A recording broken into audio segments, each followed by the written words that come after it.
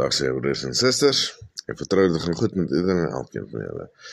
Die woord is Torah. Deuteronomium 32 vers 46 sê, hy het vir hulle gesê, neem al die woorde wat ek vandag as getuie teen julle laat hoor ter harte, sodat julle kinders beveel om noukeurig volgens al die woorde van hierdie wet te lewe. Hierdie vers bevestig dat die woorde waarna verwys word, die wet, Torah is. Dit beteken dat enige verdere verwysing na die woord in die res van die skrif direk verband hou met die Torah. Dit sluit in wanneer profete, psalms en selfs Yeshua, wat met die apostels praat, van die woord van Jahwe, dit gegrond is in die Torah. So wanneer ander dele van die Bybel wys na die woord van Jahwe, dan moet dit in konteks van die Torah verstaan word.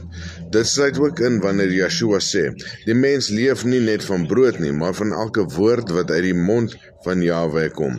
Deuteronomium 8 vers 3, Matteus 4 vers 4.